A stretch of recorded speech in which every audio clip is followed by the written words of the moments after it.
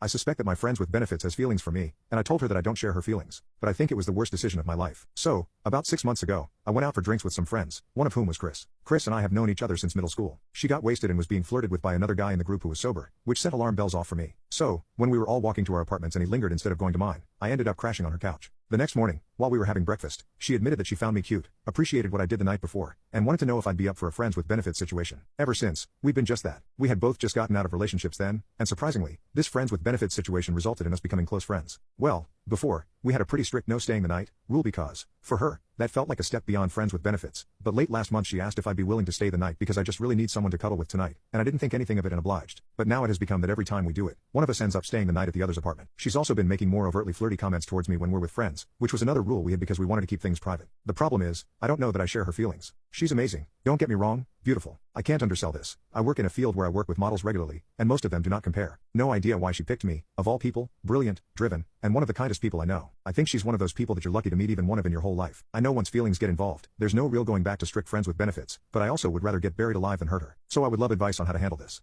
Update, I called her and told her I suspected she had feelings. I was right. I informed her that I didn't have feelings and wasn't ready for a relationship out of panic. Thankfully, it was therapy day. I talked things out with my therapist about how I have serious fears about getting back into a relationship, how those fears made me react way too quickly, and how now that things potentially collapsed, I've re-examined how I feel about her. After therapy, I just let myself sit with things for a while. Then I called her. The call went to voicemail, so I texted her to let her know I wanted to talk and preferred to do it in person if she was willing. She replied and said she was willing to meet for dinner to hear me out. I explained how my last relationship messed me up and how that made me panic when I realized she had feelings, leading me to act before I even gave myself time to process. Then I told her how I really felt. That her voice is my favorite sound, how her smile is what I see when I close my eyes, all of it, and most importantly, that if she was willing to be patient with me, I wanted to give us a shot. Update 2. I just got home after spending basically all day yesterday and part of today with her. On a scale of 1 to 10, the date was an 11. The day after my last update, she and I had a long call while she was on lunch from her job. It wasn't really about anything specific, but I made up the excuse that I was doing photography at a local greenhouse later that day to steer the conversation to flowers. I found out her favorite flower was lilies, and lucky for me, I already knew her favorite color was pink. So I picked up a bouquet of pink lilies that day and had them waiting. Then came Saturday. I arrived at her apartment, and I swear, nothing could have prepared me for the moment she opened the door. I've photographed models on a Miami beach at sunset, landscapes in Iceland and Ireland, and even a wedding at a small vineyard in Italy. I thought I had a pretty good grasp of beauty based on my experience, but the second she opened the door, my definition changed. Her eyes were the first thing I noticed. Of course, the first thing I noticed was how they were like beautiful ice crystals, highlighted by this gorgeous tan dress, and the way her hair framed her face. Her smile when she saw the flowers made me freeze completely. I literally turned into a stuttering mess. I've never had that happen in my life. I'm usually confident and hard to fluster, but this outstanding human being did it without trying. I made a reservation at an upscale Italian restaurant in our city. The food was pretty good, but I was too distracted by her to care much about whether it was good. She does this cute thing where she apologizes for info dumping, and when I encourage her to keep going because I love hearing her talk, she bobs her head back and forth. It's a bit like watching a penguin dance. I don't know how else to explain it, but it makes me smile whenever she does it. After that, we walked a block to a bar because they had live music. I asked her if she wanted to dance with me, and we did. And then it happened. She kissed me. It's weird, we'd made out before, but it felt different this time. It was like the lights dimmed around us, and everyone else disappeared for a moment. It was just us in each other's arms. I ended up staying the night with her, and today we just laid in bed until around 1 p.m., chatting and cuddling. After we finally got up, we went to get lunch together. We discussed what we both want for our future. We both want kids, and we both agreed that we wanted to adopt at least one of them to pull a kid out of the system and give them a good life. Our goals really seemed to align well. The only difference was that she apparently wants a spring wedding. I always planned on getting married in the fall because of photo opportunities. Guess I'm having a spring wedding.